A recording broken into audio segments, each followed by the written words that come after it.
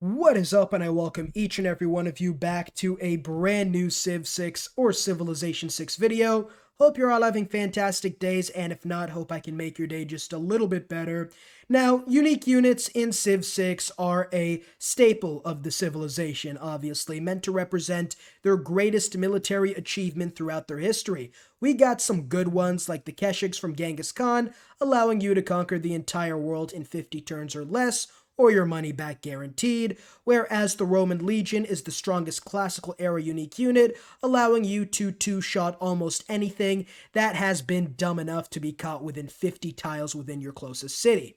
Now, aside from that, we also have some bad unique units. I'm talking terrible. We're going to be talking about the top 5 worst unique units in Civilization 6, and these are atrocious. I wouldn't wish these on my worst enemy. In fact, if I had a gun to my head and somebody said you gotta win a deity domination game with one of these unique units or I'm gonna shoot you, I'd probably just pull the trigger myself, save everybody a little bit of time. But yeah, in all honesty, if you do have a differing opinion, let me know down below in the comments. I do respond to each and every comment, so I will obviously, I guess, read and respond to you guys. But if you do enjoy the video, leave a like, subscribe. As always, we are going to be coming out with the top 5 best unique units in the future, and you don't want to miss out. So without further ado, let's get into the video. Starting with the honorable mentions, we have 2 of them. The first one is going to be the Mariano Chariot Archer. That is right. The Mario Chariot Archer is... If you could get them out in a good amount of numbers, they are good, but the problem is they are going to require an arm and a leg. You're going to need American industry during World War II levels of production in order to pump these guys out in any meaningful numbers.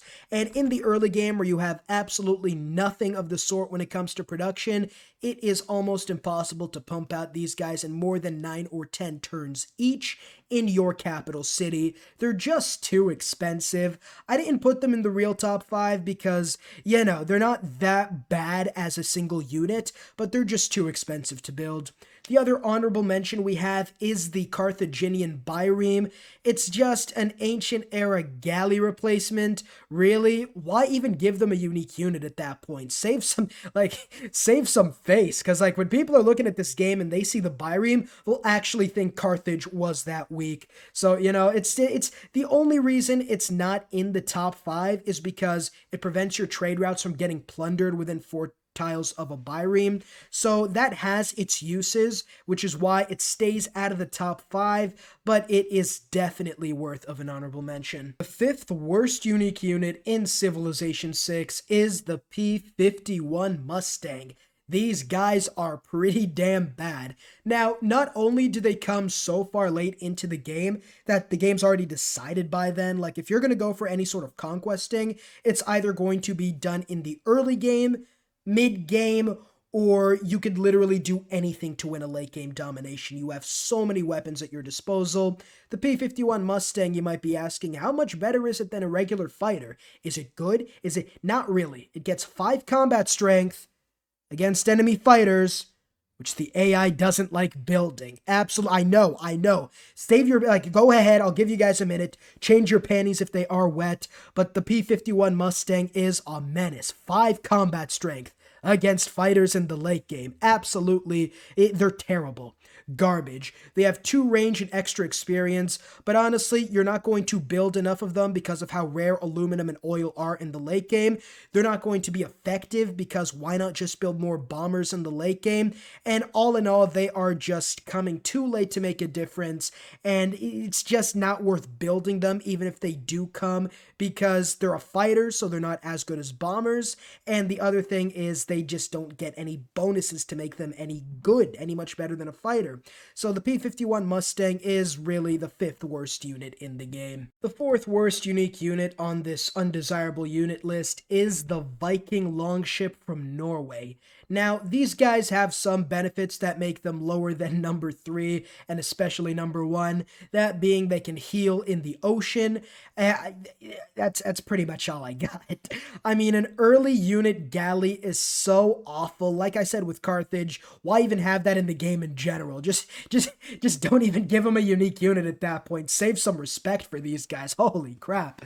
But yeah, the Viking Longship is garbage for the main reason that it is so early in the game that even if you get a couple of them out, they're not going to be useful because number 1, the AI is going to have walls before you could really do anything.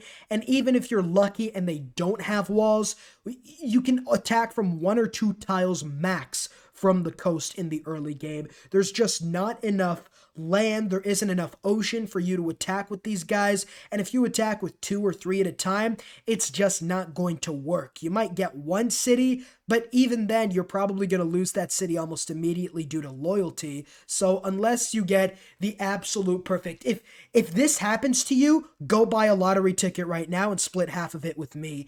If you get a civ that has all coastal cities, a civ that has 3 or 4 tiles to attack from in each city, and as they don't build any sort of walls whatsoever.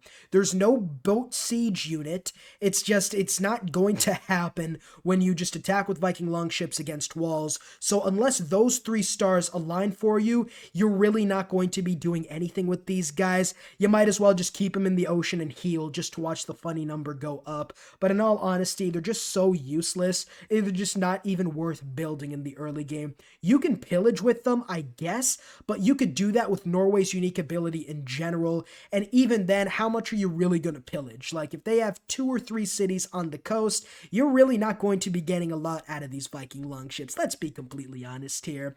But that's number 4. Let's move on to number 3. At number 3, we have everybody's favorite OG Civ, the Crouching Tiger from China. Now, China was one of the first civs in Civ 6, and even back then, the Crouching Tiger was absolute garbage. It is a crossbow replacement. It's a ranged medieval era unit with 1 range and a little bit extra combat strength. Now, I don't know about you, but that doesn't really scream fun, Qing, Emperor, conquering when I have a unique crossbow unit that'll get killed by horsemen in 3 shots instead of 2 shots that has 1 range. It just completely nullifies the advantage ranged units have. Like, imagine you were moving in with a ranged unit to like within 1 tile, and you just attack. It's not going to work out. You're going to get crushed almost immediately unless you're sitting on your great wall improvement that gives you extra combat strength. Even then, they could probably just keep crossbowmen 2 tiles away from you and just start sniping you. So I really don't see a benefit to this unit. They really did do China dirty. They've been around for so long. You could have probably done anything with them from just 4000 BC all the way to the Communist Chinese Party. You could have done whatever unique unit you wanted. There have been so many options. Or you could have given the Crouching Tiger, maybe at the very least, make it as strong, if not stronger, than a knight or a man-at-arms or something like that. Maybe not that strong, but just make them, not die within 2 hits of a cavalry attack. It just doesn't make too much sense to build these guys, and I know they seem fun to play, but in all honesty, it's just, they're not a good unit at all, if we're being completely honest. So, yeah, they're bad, but they're not as bad as number 2. Now, you guys might be asking me, TheCivLifeR, what's worse than a stronger ranged unit with just 1 ranged? And that answer is simple. A weaker ranged unit with just 1 range. That's right, we are going to be talking about the Saka horse archers. These guys are even worse than the Crouching Tiger. At the very least, the Crouching Tiger could survive a couple horseman hits. These horse archers will go down in less than 2. Alright, they're just so bad. The Saka Horse Archer, it might be the worst unique unit in the entire game. I have them at number 2. We'll get to number 1 in a little bit, but the fact that these guys, you get 2 of them every time you build one, but they're going to be within melee ranged within horseman and swordsman range. If you get a decently promoted swordsman, maybe you get the battle cry promotion, oligarchy, you could in all likelihood one-shot these Saka horse archers. They are absolutely atrociously bad. They're a stain on the ranged units in Civilization 6. They're terrible. Absolute garbage. Now, Scythia does have a unique ability where if you kill a unit, you're going to heal half your health back. And there's a number of problems wrong with that. Number one, that's not a unique unit. That's a unique ability. Number two, you'd have to actually kill the unit to get the health back, and even if you do get the health back, if there's another unit within the vicinity, they're probably killing you in the next turn anyway. There's just no point in having these guys. They still have the negative debuff when attacking cities, so it's not as if you can make a couple of them, surround a city, and attack it without taking any damage. It's still just going to take way too long, enough time for the enemy to build a unit and clear out your Saka horse archers. And even with all the movement speed, even with just the fact that it is a ranged unit, it's just terrible. Like, there's no reason you should be building these instead of horsemen when you're playing as Scythia. So I just don't understand why anyone would build these. Maybe for some sort of historical accuracy, sure, but this is the one unit where it's so bad that I would recommend never building them. Same thing goes for the Crouching Tiger and our number one slot, which is, it isn't even a competition at this point, the worst unique unit by far, without a shadow of a doubt, so far ahead that it's pretty much 2016 LeBron, is the Scottish Highlander. It is a more expensive recon unit with 1 range and 5 combat strength when fighting in hills and forests. Wow, absolutely breathtaking, life-changing. In fact, if you ever get against one of these guys in multiplayer, you might as well just give up all your cities on the spot. The +5 combat strength from swords from forests on a recon unit is really going to break your game no matter how strong you are. But in all honesty, these guys are garbage. Like, number one, they're a recon unit, so you're going to have to go out of your way to get them.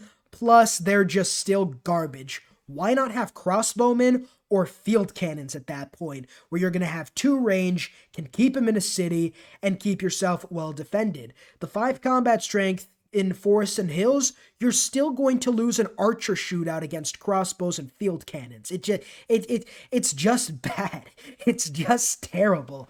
There's no reason to ever go for these. They're also more expensive than the regular ranger, so you're paying more production for a weak unit with 1 range that gets a bonus in forests and hills. I mean, look.